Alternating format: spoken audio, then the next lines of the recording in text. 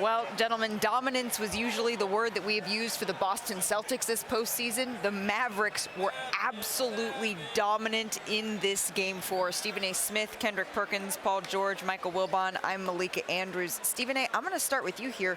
We have not seen this version of the Dallas Mavericks all finals long. How can they pack this up and extend this series even further? Well, first of all, Luka got to continue to do what he did tonight because he came out with his bag. He was ultra aggressive.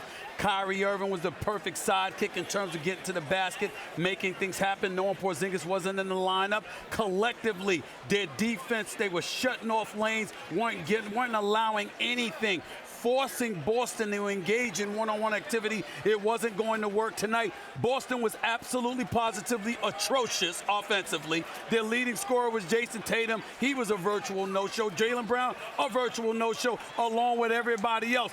Even Tim Hardaway Jr. came off the bench. I said, Lord, I'm looking for a three. He hit 5 of them. I said, damn. I mean, this is what I'm talking about. Because why?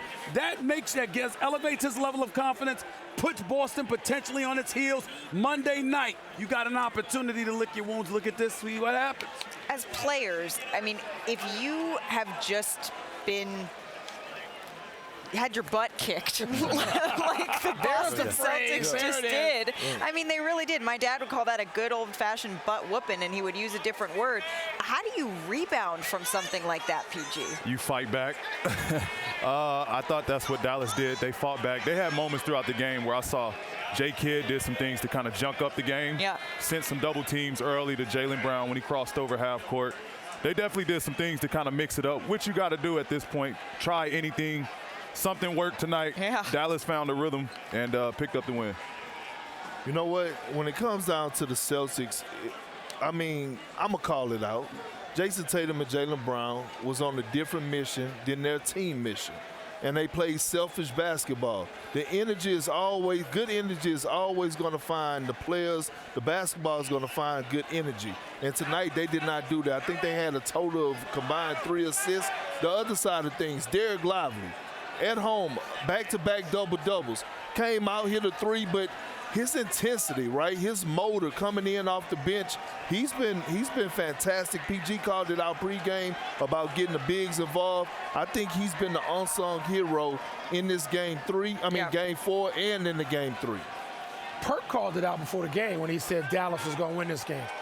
The last person to win one with the Celtics knew what he was seeing. This is my only problem with the Celtics in this postseason. I got to see it. I'm just not going to presume it. This is not grade school. You don't give extra credit for homework done early. Let's see it. We didn't see it. Again, they throw a clunker in. They've done this for 4 or 5 years. They did it in the finals a couple years ago.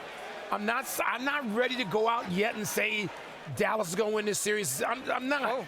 I'm not. Are you going to say we're coming back here to Dallas where we're sitting right now? I tell you what, Stephen A. touched on it already. Yeah. If Luka Doncic comes out and not just plays like this, but ignores all the silliness that we saw him engage in Game 3, the Mavericks should have done this in Game 3. And what will we have now? I don't mean a 40-point win. I don't mean that. Yeah. But if they come out with that level of attention to detail and played that way in Game 3, we'd have something different. If Luka can do that again, Stephen A., big if. A combined minus 61 for Brown and Tatum, 5 assists between the two of them. They're going to have to do a little better to get this one done.